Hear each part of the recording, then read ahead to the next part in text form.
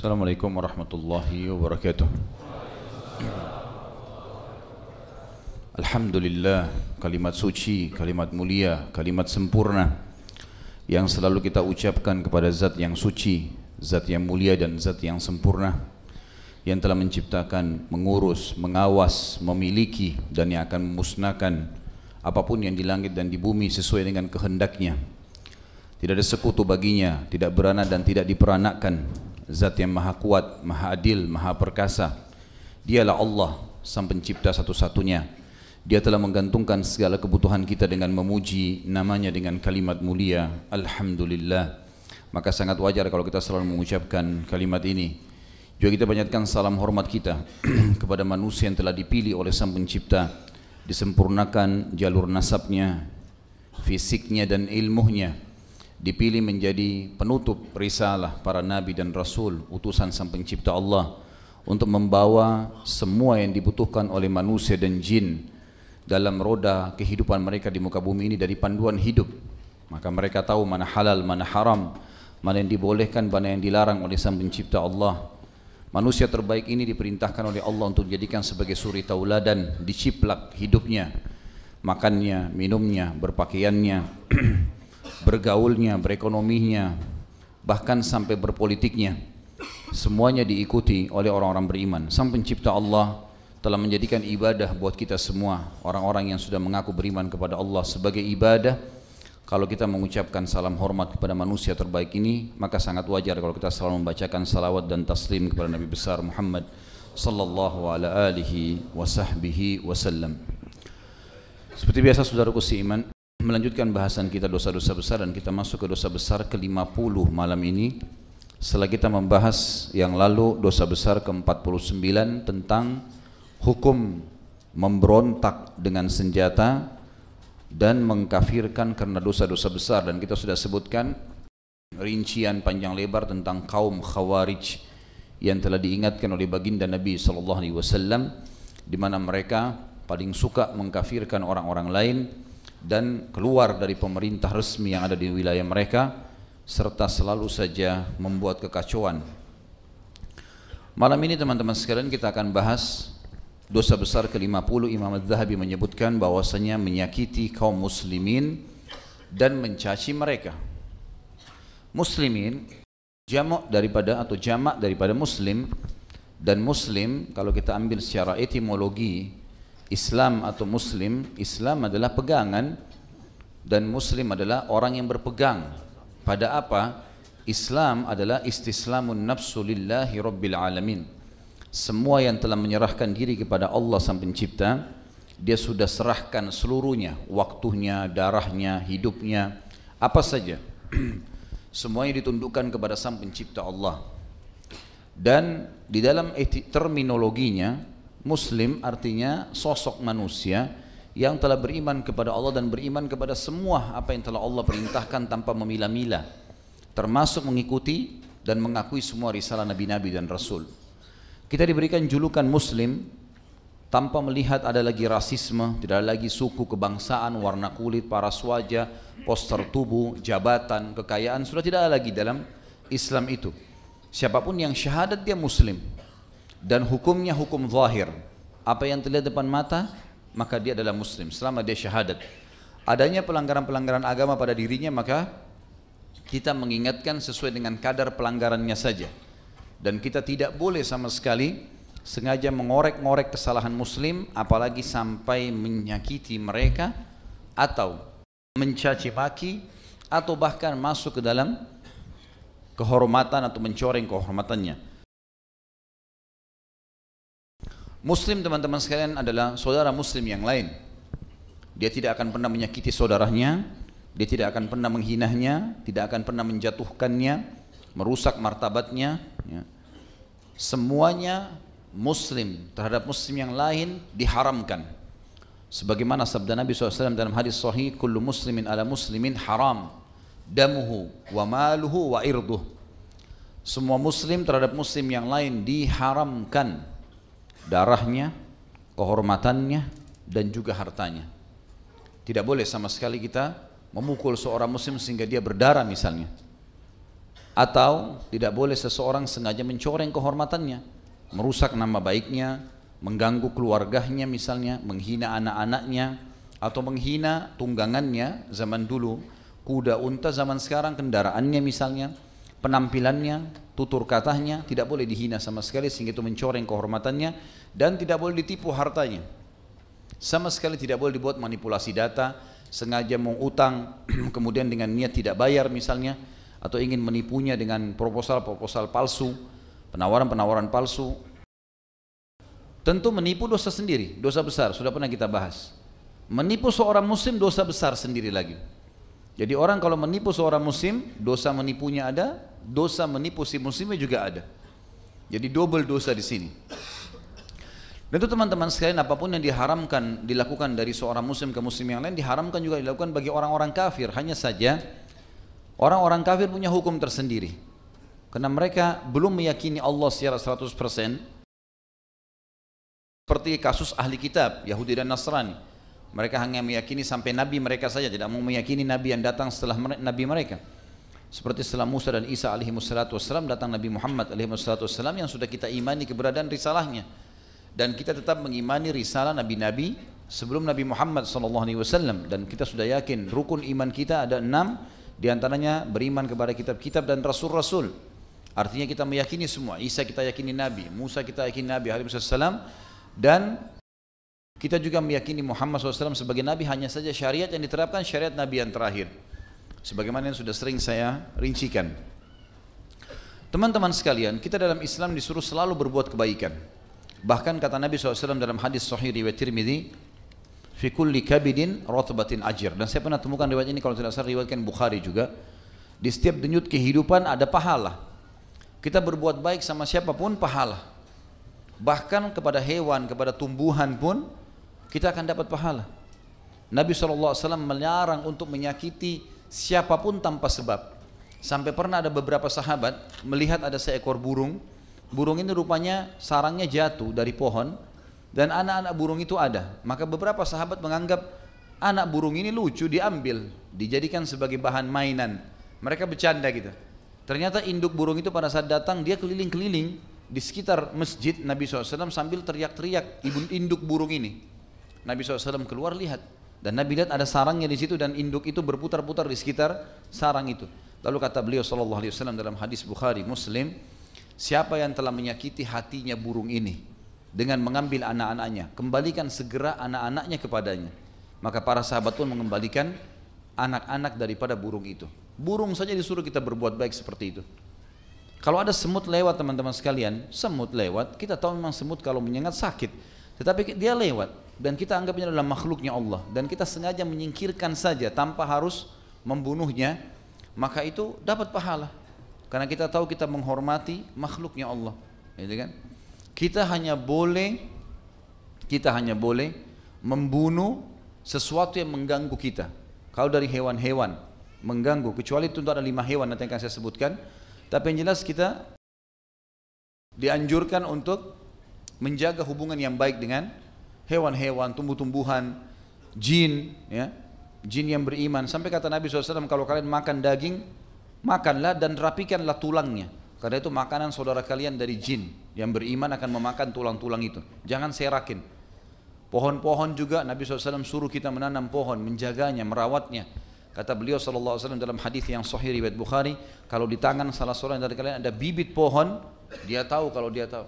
Kata Nabi SAW dalam hadis Bukhari Muslim, kalau di tangan seseorang dari kalian ada bibit pohon, jelas-jelas pohon ini kalau dibiarkan dia bisa mati nanti, maka tanamkanlah walaupun dia tahu besok kiamat.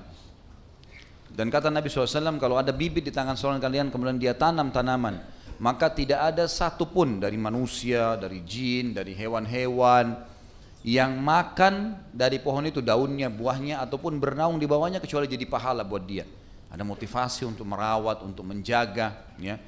Tidak boleh menyakiti. Bahkan sebagian ulama mengatakan kalau ada orang sengaja iseng mencabut-cabut daun pohon tanpa sebab, itu sama dengan menjewer manusia sebenarnya. Itu tidak boleh, kecuali memang ada udzur syar'i, perlu kita potong ya kita potong, kalau enggak ya sudah, gitu kan, dibiarkan. Karena ini ciptaan Allah Subhanahu wa taala. Begitu pula dengan manusia teman-teman sekalian, harus kita berbuat baik dengan mereka. Bahkan Nabi SAW mengatakan khairun nasi anfa'um linnas. Manusia yang paling baik, manusia yang paling bermanfaat buat manusia yang lainnya. Berikan semuanya, apapun yang kita bisa. Tapi perilaku terhadap muslim harus ekstra. Harus bisa ekstra. Karena dia adalah orang-orang yang telah beriman kepada Sang Pencipta Allah. Sebaliknya, selain pahala yang besar bagi orang yang berbuat baik pada sama manusia, terutama muslim, juga sebaliknya kalau dia menyakiti, maka dosanya besar. Saya akan bacakan. Imam Az-Zahabi menyebutkan dosa besar ke-50 menyakiti kaum muslimin dan mencaci mereka. Dalil pertama surah Al-Ahzab ayat 58, A'udzubillahi minasyaitonir rajim. Walladzina yu'dzuna al-mu'minina wal mu'minati bighairi maktasabu faqad ihtamalu buhtanan wa itsman mubina. Dan orang-orang yang telah menyakiti orang-orang mukmin dan mukminah tanpa kesalahan yang mereka perbuat, maka sungguh mereka telah memikul kebohongan dan dosa yang nyata. Dan kata ulama tafsir, setiap ada ancaman dosa berarti ada ancaman hukuman siksaan. Walaupun dia sudah taubat, tetap ada proses pembersihan. Apalagi kalau tidak taubat. Kemudian juga dalam surah Al-Hujurat ayat 12, Allah yang maha tinggi dan maha pemurah mengingatkan, A'udzubillahi minasyaitonir rajim wala tajassasu wala yaghtab ba'dukum ba'dha, al-ayah. Dan jangan kalian saling mencari-cari keburukan dan jangan menggunjing satu sama yang lain. Ada masalah yang sedang dihadapi, datang ke orangnya, tanyakan langsung, clear. Tidak usah berbicara di belakang. Karena tajassus, memata-matai, hukumnya haram. Tidak boleh sama sekali. Bahkan dianjurkan oleh para ulama pada saat menafsirkan ayat ini, mereka mengatakan sangat dianjurkan setiap muslim untuk menurunkan pandangannya bukan hanya dari lawan jenisnya, tapi dari hal-hal yang dimiliki oleh seorang muslim yang bisa membuat hatinya jadi iri. Misal kalau dia lihat ke kendaraan orang, hatinya hasut, dia harus turunkan pandangan, jangan lihat kendaraan itu. Atau dia lihat rumahnya seseorang mewah, maka dia takut hatinya hasut, dialihkan pandangan matanya. Sampai seperti itu. Jadi bukan hanya sekedar lawan jenis, tapi apa saja yang membuat bisa menyakiti seorang muslim, maka dihindarkan. Pernah ada sahabat jalan di pasar Madinah, tidak lihat apa-apa. Pedangnya, dia tidak punya sarung pedang, tidak disarungin, maka ditaruh di pinggangnya. Lalu Nabi SAW untuk lihat mengatakan, beritahukan orang itu supaya dia membungkus pedangnya, jangan sampai dia menyakiti muslimin. Padahal dia tidak niat apa-apa orang itu, bukan niat mau mengganggu, bukan niat mau apa. Tapi siapa tahu bisa menjadi penyebab, maka ini sudah cukup untuk dilarang dalam Islam. Maksud dalam tajassus teman-teman sekalian adalah memata-matai profesi seseorang. Ya. Dia menikah dengan siapa, ya, kenapa dia menikah, kenapa dia cerai, kenapa dia kerja, kenapa kulitnya putih, kenapa mukanya begitu, kenapa rambutnya begitu. Enggak ada urusan sama kita. Ya. Yang kita perlu luruskan kalau seandainya itu melanggar agama, luruskan. Itu kewajiban kita. Tapi kalau tidak, ya tidak usah. Tidak usah mencampuri urusan orang lain. Makin kata ulama seseorang muslim mengurung dirinya di tanggung jawab yang diamanahkan oleh Allah kepadanya, maka makin selamat di dunia dan di akhirat. Kata Urwah bin Zubair rahimahullah menasihati seseorang, dia bilang, saya nasihati kamu untuk kamu menjadi raja di dunia dan raja di akhirat. Kata orang itu, kebetulan orang itu miskin. Dia bilang, siapa yang tidak mau wahai imam? Saya tentu mau jadi raja. Kata dia, zuhudlah terhadap apa yang di tangan orang di dunia, maka secara otomatis, maksudnya jangan ganggu orang, jangan kau berharap ambil punyanya orang lain, jangan kau gunjing, jangan gibah, jangan masuk ke wilayahnya orang lain. Maka kau akan jadi raja di dunia karena kau tidak punya masalah sama orang lain, dan kau akan jadi raja di akhirat karena kau akan dimasukkan surga oleh Sang Pencipta. Jadi iman teman-teman, makin kita aman dari masalahnya orang lain makin baik. Jangan campur itu semua. Ada orang subhanallah memang sibuk mencari itu, selalu menyiapkan musuh untuk dia dan tidak ada manfaatnya sama sekali. Sama ini musuh, sama itu musuh, sama ini musuh, tidak ada sama sekali manfaatnya buat dia. Maka ini akan menjadi masalah. Dan dikatakan wala yaghtab ba'dukum ba'dha, sama maknanya kurang lebih memata-matai, melihat dengan mata, sementara menggunjing adalah sengaja mengucapkan aib yang ada pada diri saudara muslim kita. Dalam surah Al-Humazah ayat 1, sebenarnya Al-Humazah ini lengkap, satu surah itu berbicara masalah ini ya. Masalah tidak bolehnya seseorang menceritakan aib saudaranya muslim, ya, masuk ke dalam wilayah kehormatan dia, semua ini enggak boleh. A'udzubillahi minasyaitonir rajim. Wailun likulli humazatin lumazah Wailun maknanya banyak dalam bahasa Arab. Bisa kecelakaan, kehinaan, kehancuran, ya. Kemudian juga bisa bermakna lembah di api neraka untuk penyiksaan. Likulli untuk setiap, tidak terkecuali. Dua kelompok Allah ancam, humaza pakai ha pertamanya dan lumaza pakai lam pertamanya. Jadi cuma beda di awal huruf. Humaza alladhi ya'ibun nasu biqaulihi, orang yang sibuk menceritakan aib orang lain dengan lisannya. Lumaza alladhi ya'ibun nasu bifi'lihi, orang yang sibuk mencontohkan aib orang lain dengan perilakunya. Ini disebutkan atau tidak boleh. Kemudian Allah tentu lanjutkan kalau kita bacakan ayatnya lengkap ini atau surah lengkapnya dikatakan alladzi jama'a malan wa 'addada, orang-orang yang sibuk yang masuk dalam kelompok humaza dan lumaza adalah orang-orang yang sibuk selalu mengumpul prestasi dunia. Makna ayat-ayatnya mengumpulkan harta.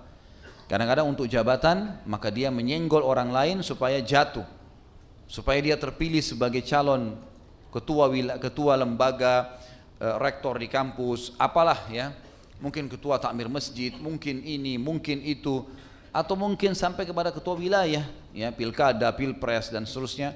Maka dia bukannya menunjukkan kualitasnya, tapi dia malah mencontohkan aib atau menceritakan aib orang lain, sengaja mengorek-ngorek kesalahan saudaranya muslim untuk menjatuhkannya. Dan ini masuk dalam masalah ini. Alladzi jama'a malan wa 'addada adalah orang-orang yang sibuk mengejar prestasi dunianya.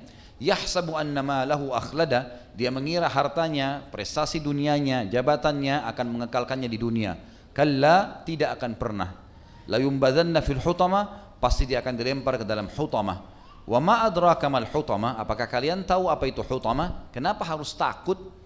Narullahil muqadah, apinya Allah yang muqadah. Muqadah artinya teman-teman mushta'ilah, berkobar-kobar. Kita kalau ambil korek gas kecil, bakar jari kita, memar.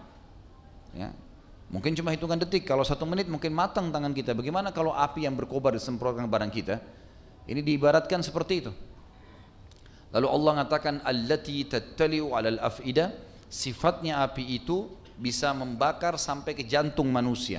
Kata ulama tafsir, kalau kita bakar manusia dari kakinya, kemungkinan jantungnya terakhir yang terbakar, karena semuanya bisa terbakar melalui kulit, ya.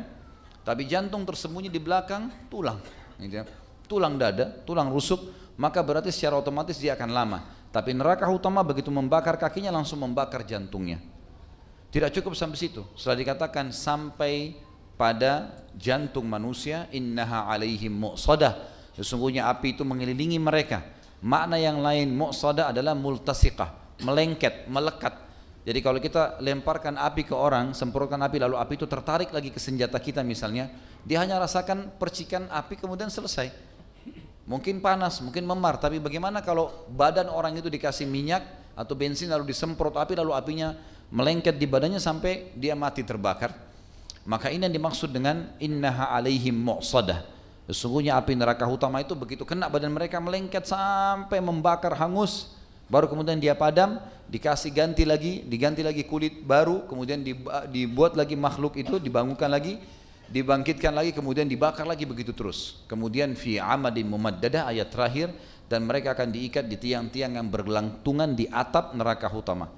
Jadi kalau kita tancapkan tiang di tengah-tengah ruangan masjid ini dan kita bakar seluruh ruangan ini, dia bergerak kiri kanan pun tetap akan terbakar dan dia rasakan panasnya setiap saat. Dan ini tegasnya satu surah lengkap membahas tentang tidak bolehnya seorang muslim menyakiti saudaranya muslim yang lain, baik dengan perkataan, baik dengan contoh perilaku, semua diancam dalam satu surah ini. Kemudian kita lengkapkan dengan bahasan dari Nabi SAW.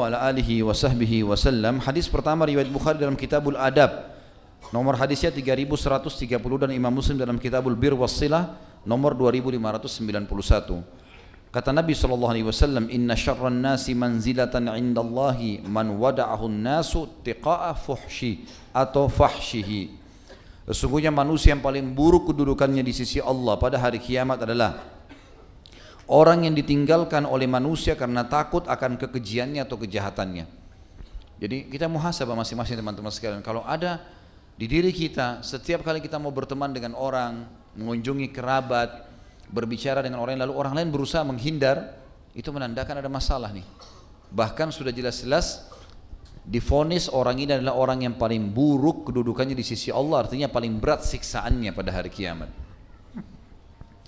Kemudian dalam hadis yang lain, baginda Nabi SAW mengingatkan dalam riwayat Tirmidzi dalam kitab Bir Wassilah, nomor hadisnya 2003, dan juga Abu Daud dalam Kitabul Adab nomor 4799, kata baginda Nabi SAW, Inna allaha yubghidul fahishal badhi. Sesungguhnya Allah murka kepada orang yang keji dan gemar berkata kotor. Fahish diistilahkan dalam bahasa Arab perbuatan keji, artinya perbuatan yang diikuti dengan perkataan buruk dan jamahan tangan atau kaki atau sentuhan kaki yang kasar. Itu dikatakan dengan fahish. Kalau seseorang, orang Arab mengatakan orang ini fahish, maka berarti dia rusak perkataannya, rusak perbuatannya, ya. Allah benci dengan orang yang fahish dan badhi. Badhi ini suka gemar untuk berkata kotor, dalam arti kata apa saja ya, walaupun dia dalam bercanda, walaupun dia berbicara dengan istrinya atau dengan suaminya, bercanda sama anaknya, semuanya dengan kalimat kotor.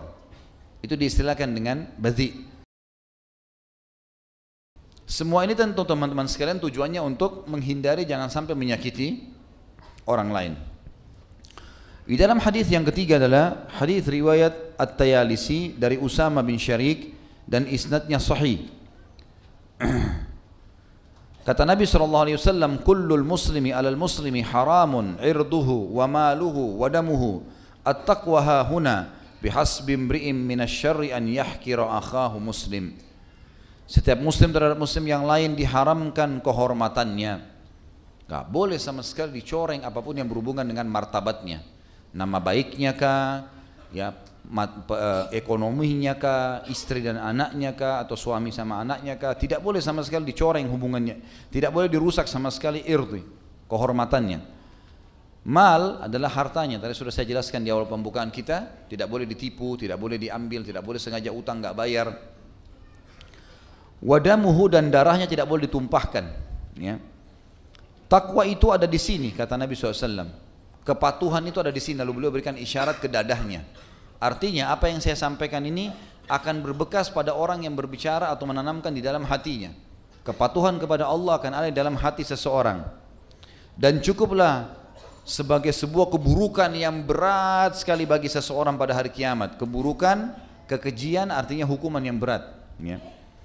Dengan cara dia merendahkan saudaranya muslim, dengan cara dia merendahkan saudaranya muslim, apa saja. Mungkin karena dia merasa lebih ekonominya, maka dia merendahkan orang lain. Dan saya sudah pernah bilang teman-teman sekalian, kalau masih ingat, selalu saya ucapkan itu ya, jauhi syamata. Syamata menganggap remeh orang lain, tidak boleh sama sekali. Bahkan terhadap musuh pun kita nggak boleh syamata, nggak boleh kita menganggap remeh. Makanya doa Nabi SAW, lindungilah kami dari syamatatil a'da. Jangan sampai kami menganggap remeh musuh. Karena di perang Hunain, setelah pembebasan kota Mekah, pasukan muslimin di awal peperangan kalah, padahal jumlah mereka lebih banyak dari pasukan musuh. Karena jumlah muslimin di atas 12.000 orang pada saat itu. Belum pernah pasukan Islam dari pertama Nabi SAW hijrah ke Madinah sampai pembebasan kota Mekah sejumlah itu. Pasukan yang ada di Hunain 8.000-9.000 orang, lebih sedikit pasukan musuh. Maka muslimin sebagian besar menganggap remeh. Oh itu musuh, pasti kita menang lah. Seperti itu. Syamata ada namanya, menganggap remeh musuh. Maka apa yang terjadi? Allah buat muslimin kalah di awalnya. Sampai Nabi SAW menyusun pasukan kekuatan kembali, kemudian menasihati mereka, baru kemudian menyerang, barulah menang setelah itu. Jadi nggak boleh sama sekali kita menganggap remeh orang lain. Dan saya sudah pernah bilang statement Umar bin Khattab, dan jangan lupa teman-teman sekalian, ini disampaikan oleh salah satu imam Masjid Haram pada saat kami lagi sholat Jumat. Sampaikan khutbah, dan saya juga baru dengar riwayat itu. Tapi luar biasa khutbah Jumat beliau, dan beliau mengatakan sampai hampir seluruh Masjid Haram waktu itu menangis. Dan ini belum lama untuk kami bimbing umrah pada saat itu. Lalu dia mengatakan, hati-hati dengan syamata wahai muslimin. Di antaranya statement Umar bin Khattab, saking fahamnya masalah ini, dia mengatakan, kalau wanita hamil lewat di hadapanku, lalu aku bilang, ih perutnya besar ya, aku khawatir Allah membuatku hamil, atau Allah akan membuat aku dihukum perutku jadi membesar karena menganggap remeh. Padahal perempuan wajar kalau hamil perutnya membesar, tapi sampai seperti itu. Artinya tidak boleh sama sekali merendahkan orang lain. Di dalam riwayat yang lain teman-teman, hadis kita yang keempat, maaf ini hadis yang kelima. Hadis yang keempat tadi riwayat Tirmidzi dan dihasankan oleh beliau. Hadis yang kelima ini adalah hadis riwayat Imam Muslim, dan Imam Muslim meriwayatkan dalam kitab Bir Wassilah nomor 2564. Kata Nabi SAW, al-muslimu akhul muslim, la yadhlimuhu, wa la yakhdhuluhu, wa la yahkirahu, wa la yahkiruhu, bihasbi imri'in minasyarri an yahkira akhahu muslim. Setiap muslim adalah saudara satu sama yang lain, tidak boleh menzaliminya. Zalim berarti mengambil haknya atau tidak memberikan haknya. Dua ya, kezaliman itu masuk dalam dua pintu. Bisa kita tidak memberikan haknya, misal pegawai tidak digaji, misal istri anak tidak diberikan nafkah, ya, janji tidak ditepati, ini berarti haknya dia kita tidak kasih, atau kita mengambil dari dia sesuatu. Dua-duanya kezaliman. Setiap muslim adalah saudara muslim yang lain, tidak boleh menzaliminya, tidak boleh membiarkannya terzalimi, dan tidak juga merendahkannya. Cukuplah seseorang berbuat keburukan dengan cara dia merendahkan saudaranya sesama muslim. Jangan anggap remeh teman-teman sekalian. Kalau kita lihat ada orang pakaiannya kotor, penampilannya mungkin kurang, kita alhamdulillah selamat dari itu, bersyukur kepada Allah. Alhamdulillah, engkau telah selamatkan aku ya Allah dari itu. Mudah-mudahan engkau memberikan saudaraku ini sesuatu yang lebih. Seperti itulah. Misal contoh, antum jalan pakai mobil tahun 2016, Masya Allah baru. Biasanya syaitan menggunakan cara untuk membuat kita menghina orang lain. Lewat di sebelah kita mobil tahun 70-an. Mobilnya sudah tua, banyak rusaknya. Apa yang harus kita lakukan? Alhamdulillah, saya engkau berikan mobil seperti ini ya Allah, bantulah saudaraku itu agar mengganti mobilnya. Misal, jangan bilang wah mobil tua gitu. Ya. Nih mobil baru nih, ingat syamata ini. Jangan tiba-tiba Allah balik. Berapa waktu kemudian dia yang pakai mobil baru, antum yang pakai mobil butut nanti, ya. Nggak boleh. Motor orang lain, ya, penampilannya. Pokoknya apapun yang Allah berikan kelebihan teman-teman, ucapkan alhamdulillah, itu saja. Bahkan kata Nabi SAW, siapa yang melihat aib atau kekurangan pada diri seseorang yang lain, maka dia semestinya membaca doa yang mulia, alhamdulillahilladzi afani mimma btala bihi. Segala puji bagi Allah yang telah menyelamatkan saya dari apa yang diujikan kepada orang ini. Wa faddalani ala katsir mimma khalaqa tafdila, dan telah mendahulukan saya dengan kelebihan yang banyak dibandingkan makhluknya yang lain. Kemudian dikatakan teman-teman sekalian, beliau mengangkat lagi firman Allah Subhanahu wa taala dalam surah An-Nur ayat 19. Ini tersisipkan, semestinya ayat Al-Qur'an ini di awal ya, berikut dengan dalil Al-Qur'an, tapi kita bacakan karena beliau menulisnya di sini. Imam Adz-Dzahabi rahimahullah menulisnya An-Nur ayat 19. A'udzu billahi minasyaitonir rajim. Innal ladzina yuhibbuna an tashi'al fahishatu fil ladzina amanu lahum 'adzabun alimun fid dunya wal akhirah. Sesungguhnya orang-orang yang ingin suka berita perbuatan yang keji tersyiar di kalangan orang-orang yang beriman, hasud, iri, lihat orang lain maju, orang lain itu terus dia sibuk dengan itu terus. Kenapa ya, kenapa ya, kenapa ya, selalu merasa kenapa orang lain punya kelebihan. Lalu dia sebarkan sesuatu yang bisa menjatuhkan ya, reportasinya, kebaikannya orang itu di kalangan orang-orang beriman. Sesungguhnya orang-orang yang ingin agar berita perbuatan yang keji tersyiar di kalangan orang-orang beriman, maka mereka mendapatkan azab yang pedih, bukan cuma di akhirat, di dunia dan di akhirat. Hukuman akan datang. Bahaya sekali. Dan jangan coba-coba teman-teman sekalian, makanya jangan masuk kepada wilayahnya orang lain. Usahakan mata kita melihat sesuatu yang baik. Bahkan apa kata Nabi SAW kepada para sahabat? Jangan ada yang memulai pembicaraan denganku ya, dengan menceritakan keburukan sahabat-sahabatku. Aku ingin bertemu dengan mereka dalam kondisi dadahku lapang. Jadi ketemu tanya sebuah hukum, oke. Minta nasihat, oke. Jangan bilang si fulan begini, si fulan begini. Saya nggak mau dengar itu semua, kata Nabi SAW. Tidak perlu. Ya, kalau ada masalah nanti dipecahkan, iya. Tapi kalau ada orang sibuk dengan ini, tiap hari menceritakan saya kesalahan orang lain, ini dilarang di dalam agama kita. Hadis yang ke-6 diriwayatkan Imam Bukhari dalam kitab di sini disebutkan sama ya tentang masalah dalam kitab Adab ya. Nomor hadisnya 6044. Nabi SAW bersabda, sibabul muslimi fusuqun wa qitaluhu kufur. Mencela seorang muslim adalah termasuk perbuatan fasik dan memeranginya termasuk perbuatan kufur. Yang dimaksud dengan sibab atau sab adalah mencela dengan cara berhadapan dengannya ya. Sab itu artinya orang mencela tapi berhadapan wajah. Dia mencelahnya, menghinanya mungkin karena jenjang ekonomi atau jabatan dan seterusnya ya.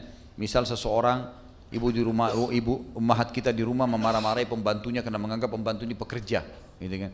Atau misalnya seseorang atasan memarahi bawahannya karena menganggap ini adalah bawahan dia. Padahal sebenarnya secara tidak sengaja saja, kebetulan mereka berada dalam keadaan seperti itu. Kalau mereka seperti kita tentu tidak mau jadi pembantu, nggak mau jadi supir, nggak mau jadi pegawai. Mereka juga mau jadi seperti kita. Maka jangan sampai kita menganggap remeh teman-teman sekalian. Makin kita merendah, makin kita baik, maka makin terbuka rahmat Allah. Sampai ada sahabat datang mengatakan, ya Rasulullah, berapa kali kami harus maafkan pegawai kami? Nabi SAW diam. Orang itu ulangi, ya Rasulullah, berapa kali kami harus maafkan pegawai kami? Karena mereka punya pegawai di kebun banyak. Kadang-kadang salah sedikit memotong tangkai kurma, maka bisa saja tidak berbuah lagi itu. Banyak kesalahan dilakukan. Berapa kali kami harus maafkan? Lalu Nabi SAW tundukkan kepala dan mengangkat sambil mengatakan, maafkan mereka walaupun 70 kali. Jangan terlalu menganggap kita yang lebih dari orang lain. Tentu boleh teman-teman kita berhentikan orang yang kita khawatir akan mendatangkan masalah besar atau tidak profesional dalam bidangnya, bisa saja. Tapi kalau misal kesalahan seseorang memang tidak disengaja, dia tidak sengaja, memang ada sesuatu yang darurat, maka kita boleh mendengar dulu permasalahannya apa. Kalau memang bisa dimaafkan, maafkan. Kalau tidak, maka maaf, maksud saya ditoleransi. Kalau tidak, maka boleh kita menjaga jarak, boleh saja kita memberhentikan kerja kalau memang dia berbahaya bagi perusahaan, bagi rumah, bagi semuanya. Tapi yang jelas yang dimaksud ini, maafkan pegawai kalian walaupun 70 kali adalah orang-orang yang tidak melakukan kesalahan-kesalahan yang berat. Karena ada hadis, terutama pelanggaran agama ya. Kalau ada pelanggaran agama ini tidak ada toleransi. Karena dikatakan dalam sebuah hadis yang sahih riwayat Bukhari, Aisyah mengatakan dari Rasulullah SAW selalu toleransi dalam masalah-masalah yang berhubungan dengan hak beliau. Urusan dunia biasa saja. Tapi beliau akan marah kalau hukum Allah dilanggar. Kalau sudah berhubungan dengan haknya Allah, pelanggaran-pelanggaran syar'i, maka Nabi SAW marah pada saat itu. Hadis yang lain atau hadis kita yang ketujuh adalah riwayat Imam Muslim. Dan hal ini disebutkan oleh Imam Muslim dalam Kitabul Iman bab di nomornya saja langsung nomor hadis 46. Kata Nabi SAW, la yadkhulul jannata man la ya'manu jaruhu biwa'iqah. Tidak akan masuk surga orang yang mana tetangganya tidak merasa aman dari keburukannya. Ya, ini kurang lebih sama. Masuk muslim atau non muslim, tidak boleh sama sekali kita ganggu tetangga. Bahkan kalau kita bicara tentang masalah tetangga, kita akan temukan bagaimana dalam Islam tetangga itu harus didahulukan. Sampai Nabi SAW bersabda dan ulama jadikan ini sebagai salah satu bahasan penting dalam masalah fikih, al-jaru ahaqqu bisaqabati jarihi. Tetangga lebih berhak dari penawaran tetangganya. Jadi hukum syariat teman-teman dalam buku-buku fikih dibahas oleh para ulama, kalau kita mau jual mobil, mau jual rumah, mau tawarin apa, tetangga paling pantas ditawarkan. Dan Nabi SAW mengatakan, saya hampir saja mengira tetangga akan diberikan warisan dalam syariat, dalam Islam, saking seringnya Jibril mewasiatkan kepada aku tentang tetangga. Bagaimana kita berbuat baik, jangan ganggu orang lain, putar sesuatu yang besar mengganggu tetangga di sebelah, sengaja menutup jalan, sengaja ini, sengaja itu, tidak pernah menyapa, tidak pernah membantu kalau dalam keadaan susah, atau bahkan kadang-kadang ada yang mengambil haknya tetangga, sebidang tanah diambil atau apa sajalah ya. Ini semua adalah perbuatan yang diharamkan di dalam agama Islam. Bahkan Nabi mengancam ya, tidak akan masuk surga orang yang tetangganya tidak merasa aman dari keburukannya. Hadis yang ke-8. Hadis diriwayatkan oleh Bukhari dalam Kitabul Adab nomor 6016 dan Imam Muslim dalam Kitabul Iman nomor 46. Kata Nabi SAW, wallahi la yu'min, wallahi la yu'min, wallahi la yu'min. Qila man ya Rasulullah. Qala alladhi la ya'manu jaruhu biwa'iqah Demi Allah tidak dihitung seseorang itu beriman. Demi Allah tidaklah beriman. Demi Allah tidaklah beriman. Ditanyakan kepada beliau, siapa yang anda maksudkan wahai utusan Allah? Kata Nabi SAW, orang yang mana tetangganya tidak merasa aman dari keburukan dirinya. Sebagian ulama merincikan tentang masalah tetangga. Seluas apa sih sebenarnya kedudukan tetangga itu, atau sampai berapa rumah dihitung tetangga? Ada pendapat yang mengatakan tetangga adalah orang yang berada di sekitar kiri kanan rumah, depan dan belakang yang paling dekat. Ini pendapat. Tapi ini pendapat dimarjuhkan, artinya sebagian kecil ulama memilihnya. Ada yang mengatakan yang dihitung tetangga adalah 40 rumah di sekitar rumah, gitu kan? Tapi pendapat ini juga pendapat yang marjuh. Pendapat yang paling kuat adalah yang disampaikan oleh para ulama tentang statement Atha bin Abi Rabah rahimahullah. Ini salah satu ulama tabi'in. Beliau pernah pada saat menuntut haknya penduduk Makkah dan penduduk Madinah, beliau datang kepada Khalifah Umayyah lalu beliau mengatakan, "Ya Amir Mukminin, penduduk Makkah tetangganya Allah dan penduduk Madinah tetangganya Rasulullah sallallahu alaihi wasallam." Apa makna kalimat ini? Ulama subhanallah ya, Allah berkahi ilmu dan waktu mereka. Sampai-sampai statement yang dikeluarkan saja bisa menjadi sebuah hukum. Ini panjang lebar dibahas oleh para ulama. Perkataan Atha bin Abi Rabah, karena dia ulamanya tabi'in. Ini muridnya langsung Abdullah bin Umar radhiyallahu anhum ajma'in. Dia mengatakan penduduk Mekah tetangga Allah. Kok bisa tetangga Allah? Ulama rincikan, karena di Mekah ada Ka'bah, dan Ka'bah dikenal dengan istilah Baitullah, rumahnya Allah. Berarti menurut Atha bin Abi Rabah, seluruh penduduk Mekah tetangganya Allah. Makna kalimat ini secara fikih adalah berarti satu kota itu tetangga. Jelas ya? Berarti kalau kita tarik statement ini menandakan disuruh berbuat baik dan tidak mengganggu satu kota itu. Bukan cuma 2-3 rumah di sebelah kita. Sama dengan penduduk Madinah tetangga Rasulullah SAW. Kok bisa? Padahal Rasulullah sudah meninggal SAW. Karena di situ ada rumahnya, ada kuburannya, di sebelah masjidnya, gitu kan? Berarti semua penduduk Madinah adalah tetangga Rasulullah SAW. Dimanapun dia tinggal, selama masih kota Madinah, tetangga Rasulullah SAW. Berarti banyak sekali hukum di sini teman-teman sekalian. Seperti hadis Nabi SAW yang berbunyi, kalau kalian membuat masakan, lebihkanlah dan bagikan kepada tetangga kalian. Kata-kata tetangga berarti semua yang kita bisa jangkau bagikan, gitu kan? Karena banyak orang tidak memahami poin ini teman-teman. Dia anggap tetangga orang sebelahnya. Dia tegur sapa sama. Dia tinggal di sebuah komplek 15 rumah, dia nomor 12 ya nomor 11 sama nomor 13 tetangga saya, nomor 1 bukan, gitu kan? Maka tegur sapa sama yang nomor 11 sama nomor 13, yang lebihnya tidak usah. Banyak orang terjadi begitu. Sampai ada istilah di Jakarta kan, tetangga tidak tahu tetangganya, ya? Rumah tidak pernah terbuka, tidak pernah tegur sapa, tidak pernah mengirimkan makanan, tidak pernah mengetahui keadaan mereka. Padahal tetangga punya hukum loh. Sebagaimana sabda Nabi SAW tadi, aku mengira tetangga akan mendapatkan warisan karena seringnya Jibril mewasiatkan itu. Jadi kita harus teman-teman di sini kata Nabi SAW, saya ulangi, demi Allah tidak beriman, demi Allah tidak beriman, demi Allah tidak beriman. 3 kali Nabi SAW bersumpah. Ditanya kepada beliau, siapa itu yang anda maksudkan wahai utusan Allah? Kata beliau, orang yang mana tetangganya, definisi tetangga tadi, satu wilayah itu semuanya, tidak merasa aman dari keburukannya. Setiap kali orang ketemu dia, ya si fulan, orang takut bertemu. Lisannya tajam, mungkin apalah ya, ada saja pertanyaan-pertanyaan yang menyudutkan ya. Termasuk adab dengan muslim teman-teman, jangan tanyakan apapun kecuali dia jelaskan. Misal dia pakai baju warna hitam, kita lihat, mungkin kalau ketemu assalamualaikum, yang penting apa kabar, baik semua. Enggak usah kita tanya, kenapa hari ini pakai baju hitam? Apa urusannya? Orang mau pakai hitam, mau pakai putih, mau pakai biru, urusan dia.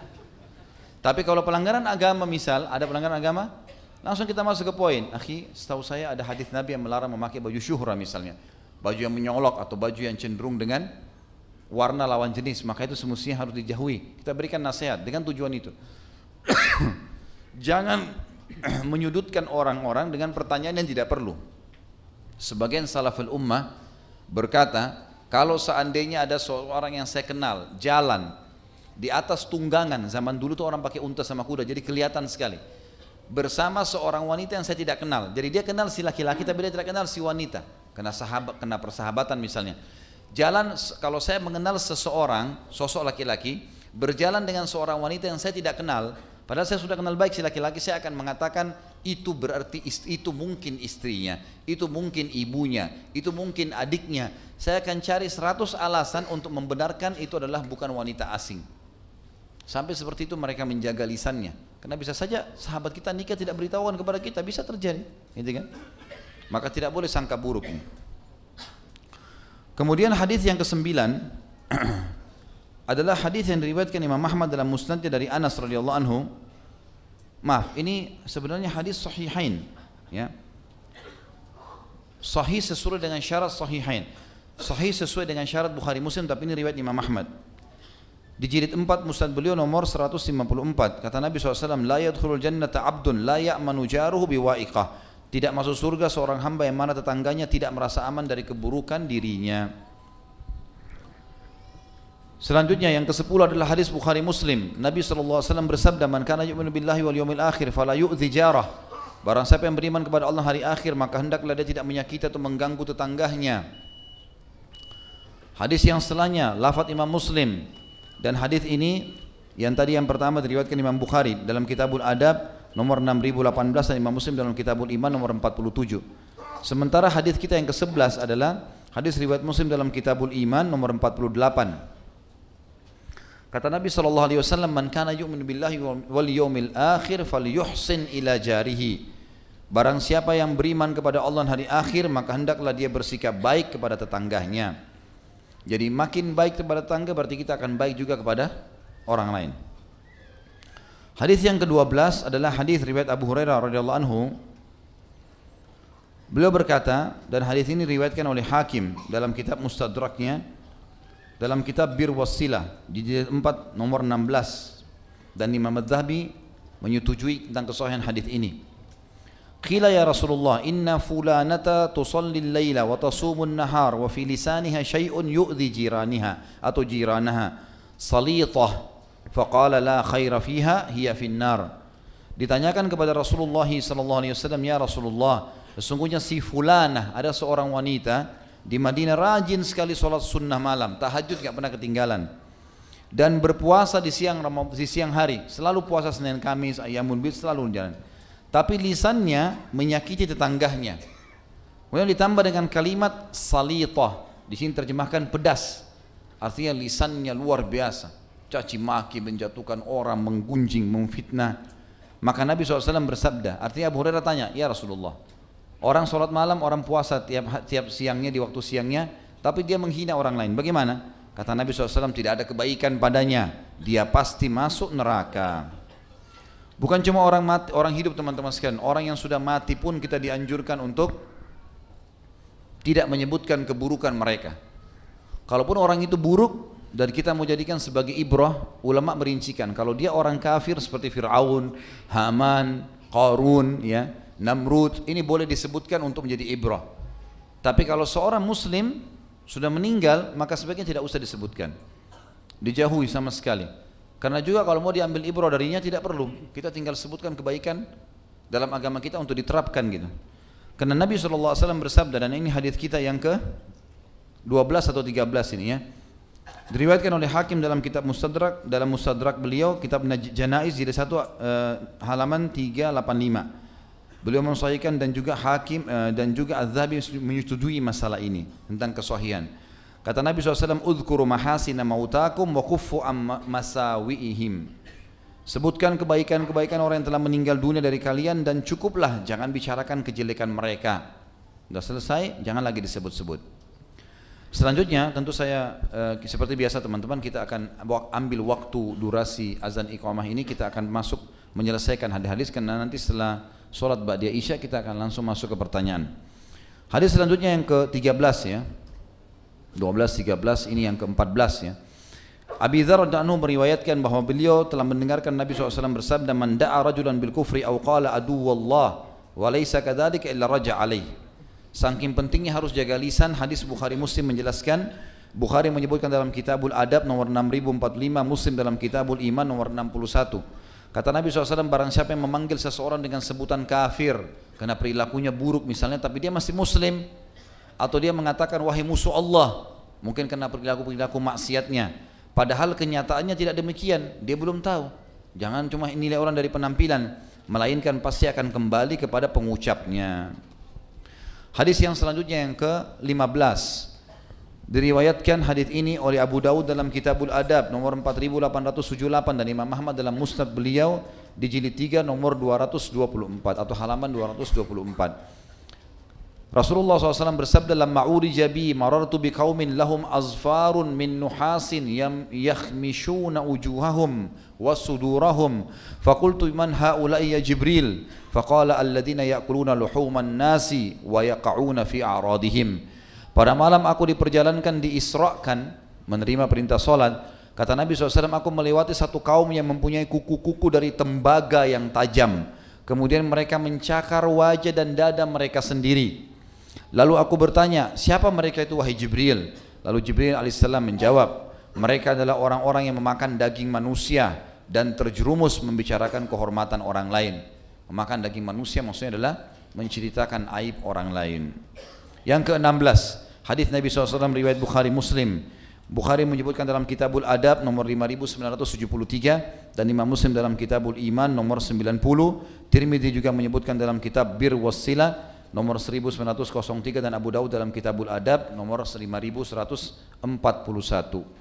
Kata Nabi SAW, inna minal kabairi syatmar rajuli walidayhi. Qalu ya Rasulullah, wa hal yashtumur rajul walidayhi? Qala na'am. Yasubbu abar rajuli fayasubbu abah wa yasubbu ummahu fayasubbu ummahu. Sesungguhnya di antara dosa-dosa yang besar adalah seseorang sengaja mencaci maki kedua orang tuanya sendiri. Maka para sahabat bertanya, wahai utusan Allah, bagaimana ada seseorang yang mencaci maki kedua orang tuanya? Kayaknya sulit untuk difahami. Bagaimana kami memahami itu? Kata Nabi SAW, iya, dia mencaci maki bapak seseorang. Maka orang yang dicaci maki bapaknya mencaci maki bapak dia. Karena dia penyebab, berarti sama saya dia caci sendiri bapaknya. Dan dia mencaci maki ibu seseorang, maka orang itu pun mencaci maki ibunya. 3 hadis yang terakhir teman-teman sekalian. Hadis selanjutnya adalah hadis diriwayatkan oleh Bukhari dalam Kitabul Adab nomor 5973, Imam Muslim dalam Kitabul Iman nomor 90, Tirmidzi dalam Kitab Bir Wassilah nomor 1903 dan Abu Daud dalam Kitabul Adab 5141. Kata Nabi SAW, inna min akbaril kabari an yal'anar rajul walidayhi. Qila ya Rasulullah, fa kaifa yal'anur rajul walidayhi? Qala yasubbu abar rajuli fayasubbu abah wa yasubbu ummahu fayasubbu ummah. Sesungguhnya di antara dosa yang paling besar adalah seseorang laki-laki melaknat kedua orang tuanya. Laknat artinya mendoakan keburukan ya. Jadi semua kalimat yang diucapkan buruk teman-teman sekalian, seperti misalnya kita mengatakan saya sial, naudzubillah ya, sial misalnya, atau saya tidak akan pernah sembuh, saya tidak akan pernah berhasil, saya tidak akan pernah menikah. Ini semua kalimat sial, nggak boleh diucapin. Di kamus benak seorang muslim harus habis semua itu. Semuanya yang ada perkataan positif, sebagaimana Nabi SAW katakan dan saya sudah sampaikan di beberapa pertemuan kita, terulang-ulang hadis ini. Saya tidak suka dengan kalimat pesimis, saya tidak bisa, saya tidak mungkin sembuh, saya tidak mungkin nikah, saya tidak mungkin berhasil. Tidak boleh ada semua ini, kalimat ini harus dihapus. Maka yang boleh adalah kata Nabi, saya suka al-fa'al atau kalimat optimis. Saya akan bisa, saya akan sembuh, saya akan mampu. Sampai sebagian salaf mengatakan kalau seandainya saya ribut dengan istri saya, kemudian sebelum saya pulang saya mengatakan insya Allah istri saya sudah jadi baik. Berharap itu doa kepada Allah yang maha tinggi dan maha pemurah, maka Allah mengubah keadaan istri saya menjadi baik gara-gara kalimat tersebut. Dikatakan di sini teman-teman sekalian, sesungguhnya di antara dosa besar adalah seseorang melaknat kedua orang tuanya. Ditanyakan kepada beliau, wahai utusan Allah, bagaimana mungkin seseorang laki-laki atau seseorang melaknat kedua orang tuanya? Beliau menjawab, dia mencaci maki bapak seseorang, lalu orang itu balik mencaci maki bapaknya, dan dia mencaci maki ibu seseorang, maka orang itu pun balik mencaci maki ibunya. 2 hadis yang terakhir adalah hadis kita, ini kalau tidak salah yang ke-17 ya, hadis riwayat Bukhari dalam Kitabul Adab nomor 6045. Kata Nabi SAW, la yarmi rajulun rajulan bil fusuki wal kufri illa irtadda alaihi illam yakun sahibuhu kadzalik. Tidak ada seseorang yang sengaja menuding, mengucapkan kalimat dengan lisannya seseorang yang lain dengan kefasikan. Orang ini buruk, orang ini begini, orang ini begitu. Atau kekufuran, orang ini kafir. Melainkan pasti kembali pada dirinya jika orang tersebut tidak demikian adanya. Yang terakhir adalah larangan Nabi SAW terulang lagi tentang tidak boleh caci maki orang mati adalah riwayat Bukhari. dalam Kitabul Janaiz nomor 1393, Abu Daud dalam Kitabul Adab 4899, Nasai dalam Kitabul Janaiz nomor 53. Kata Nabi SAW, la tasubbul amwata fa innahum qad afdhu ila ma qaddamu. Jangan pernah mencaci maki orang yang sudah meninggal dunia, karena sesungguhnya mereka telah sampai kepada pahala amal yang telah mereka kerjakan. Allah sudah berikan mereka apa yang mereka kerjakan. Kalau baik dapat, kalau buruk mereka sudah dihukum.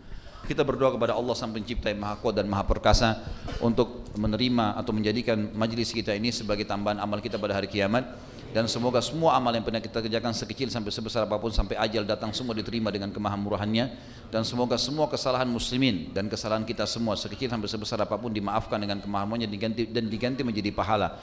Dan kita berdoa agar Indonesia, seluruh masyarakatnya, seluruh jajaran pemerintahannya, seluruh jajaran keamanan, semua militernya, semua diberikan hidayah oleh Allah Subhanahu wa taala, kembali kepada Islam, yang muslimnya kembali kepada Al-Qur'an dan Sunnah, dan juga semoga kita diberikan pemimpin-pemimpin yang adil yang kembali kepada Al-Qur'an dan Sunnah, terutama Jakarta yang akan menghadapi pilkada dalam waktu dekat ini. Dan kita mendoakan agar seluruh wilayah, seluruh negara yang lain menjadikan Indonesia sebagai contoh. Dan kita berdoa untuk saudara kita di Palestina, di Syria, di Yaman, di Irak, di Myanmar, di Ahsa, dimanapun mereka berada sedang tertindas. Semoga Allah ikhlaskan niat mereka, terima para syuhada mereka, mulakan Islam di tangan mereka dan tangan kita semua. Dan semoga Allah partisipasikan kita bersama mereka di pahala, baik dengan doa, harta, juga dengan jiwa kita. Dan semoga Allah dengan kemahamurahnya menyatukan kita semua di surga firdausnya tanpa hisab. Sebagaimana yang satukan kita di majlis ilmu yang mulia ini. Sekali lagi saya ingatkan sebelum kafaratul majlis, teman-teman sekalian, ikuti ceramah kami di YouTube dan ikuti secara sistematis. Ada kurang lebih 12 kajian kitab yang sudah kami angkat, dan memang belum selesai kitabnya. Ada 13 kitab, tapi satu kitab sudah tuntas. Jadi itu bisa dibuat sistematis. Misalnya hari Senin khusus ikuti Minhajul Muslim, masalah akidah, beli bukunya, ikuti. Setiap hari Senin bahas masalah itu saja. Selasa masalah hadis, ada Riyadhus Shalihin. Kalau mau diikutkan buku yang ketiga bisa hadis qudsi. Bisa hari Rabu ikutin Bulughul Maram, masalah hadis, masalah fikih. Sudah 1400 hadis sekian. Hari Kamis bisa mahkota pengantin, masalah rumah tangga. Hari Jumat bisa sirah. Kalau mau dipartnerkan juga bisa diikutkan serial sahabat bersama sirah. Ini berarti sudah kita ikutkan 2 bahasan sekaligus. Hari Sabtu bisa kita bahas kabair, dosa-dosa besar. Hari Ahad bisa membahas nawaqidul iman. Jadi banyak bahasan. Dan ini semua memang belum tuntas, buku-bukunya masih sementara berjalan. Yang akan tuntas dalam waktu dekat adalah, ada 2 buku sudah selesai.